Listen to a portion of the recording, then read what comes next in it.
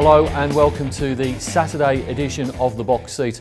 I'm Mark Warwood. 8 races at Ascot on Saturday. We're expecting a very hot day in Perth. 39 degrees Celsius is the forecast. We're expecting the track to be a good 4 and the rail, it will be at the inside position. Race number 1 on Saturday at Ascot will jump at 2:44. It is the Furphy Handicap over 1100 metres and in replay. Let's have a look at the last start win of Market Ruler. About to get clear for lane at the top of the straight, followed by Superstardom and Rebel Yell. Fire and Rain nearing the 200, tackled by Market Ruler. It's Market Ruler levelling up to Fire and Rain, who now draws about a neck in front. Lane goes for the Persuader. Market Ruler responds, kicks away from Fire and Rain, Rebel Yell, but Market Ruler's going to trot in.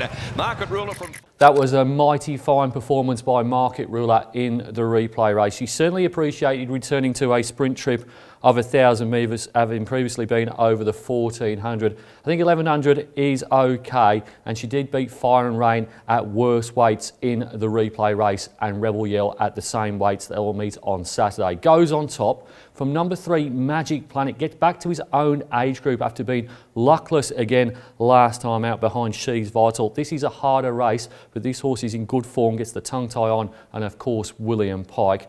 Number 4, Rebel Yell, had excuses in the replay race, was past fit at the gates and was also slow away when beaten by Market Ruler, had won its previous 2 and a trial. And then number 1, Fire and Rain, swaps apprentices. Jade McNaught rode it last start. Taylor Stone claims 1.5 on Saturday, brings his weight down just to 59. Top selection in race number 1, going with number 2, Market Ruler, to beat 3, Magic Planet, 4, Rebel Yell and 1, Fire and Rain. Race number 2 at Ascot on Saturday will jump at 3:19. It's the Tony Fitzgerald 70th birthday handicap over 1,600 metres. In replay, let's have a look at last start victory of Nordic King. Oliver's got the whip on this away, followed by Platoon. It's a 2-horse race at the moment. 250 to go. Mystic Lad, he fights from Song of Vincent. Further back, Nordic King runs on. Platoon's winding up. Misty Lad shook off Song of Vincent. Nordic King comes down the outside. Platoon. Pike sends Nordic King up to join Misty Lad. He's done it again. The Nordic King has strung together back-to-back wins since resuming, and his latest was in this grade 3 weeks ago when he was pretty strong through the line in beating Misty Lad. He's not really been one of mine. I did try to find something to beat him in this race, but from barrier number 1, I think the Nordic King can get the hat-trick up, although I think he'll probably be too short in the market. I think one of the dangers might be number 8, Glimmer Girl, for Martin Allen and Sean McGrady. Won at Mount Barker first up, beating It's Not Training by 2 lengths. I know the form has been franked by It's Not Training, has won a race down in the Great Southern by even further subsequently. Number 9, Oriental Rose, broke her maiden over Saturday's journey last preparation, and she certainly is a nice ride for Clint Johnston-Porter as he makes his return to the saddle. Gets one of the outside gates here, but I wouldn't mind seeing Oriental Rose go forward for CJP. And then number 10, Upward Others, remains in graduation grade, has been in this grade for the last 3 starts, has had 3 different jockeys, gets another one on Saturday as well. Chris Parnham takes over from Sean McGrady.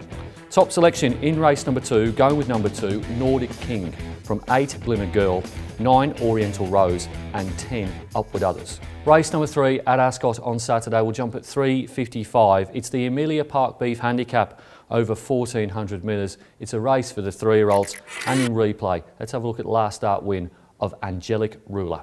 This day, but Black Sabbath is on the march and he's starting to run on, and around his heels then Truly Great, but immediately under pressure. Look at Angelic Ruler, though, starting to finish from the back of the field. Black Sabbath and Angelic Ruler, who dashed up, went straight past to it. Boy, oh boy, this is some sort of a return. It was off the bridle, but it's absolutely destroying them. Angelic Ruler won it easy. She struggled to keep up in the first few hundred metres of last Saturday's race, did Angelic Ruler, but that was over 1,200 metres. It was very fast run in the early stages, and ultimately that tempo suited her. She ran over the top of them, beat Black Sabbath by 2 1/4 lengths. It was a really, really dominant return. I think stepping up to 1,400, there's a big tick there, and whilst there's not the same pace in this race, I think they'll go quick enough for Angelic Ruler to run over the top of them late. Gets a claim here as well with Taylor Stone taking over. I think she's one of the better bets on the card. Goes on top from number 4, Archant, who was certainly treading water late over the 1,600 metres last start. That was in a midweek race. I do like the drop bracking trip here to 1,400, but I do think he's probably got a little bit to find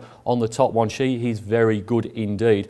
Number 3, Kakadu, comes out of the same race that we saw in replay, but has 4 lengths to make up on Angelic Angelic Ruler. I'm still not totally convinced this horse wants a dry track, maybe better on a wet one.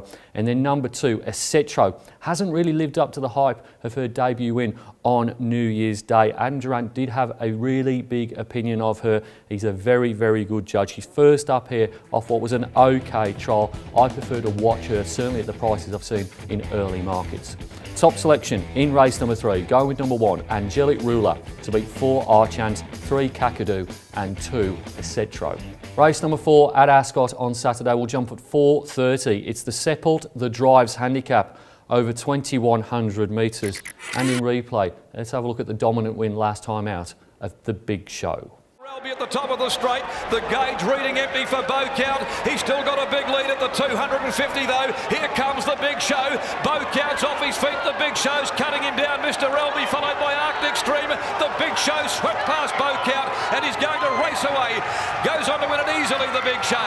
Beaucount, Arctic Stream, Photo, second.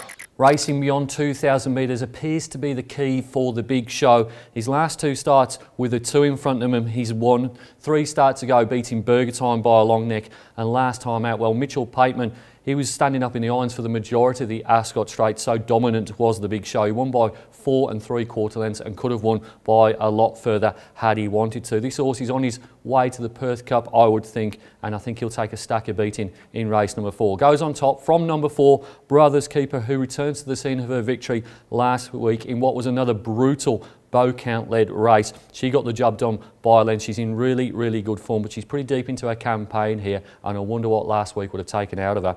Number 7, Burgertime, was behind Brothers Keeper 7 days ago, but finally he draws another decent gate here. Barrier number 1 in the small field. That's pretty good. And then number 1, Dart Prospect. I really like this horse, but he was a little bit disappointing last time out. However, I will make note of his record on the quick backup 7-day turnaround. It is absolutely outstanding. Top selection in race number 4, going with number 5, The Big Show, to beat 4 Brothers Keeper, 7 Burgertime and 1 Dart Prospect.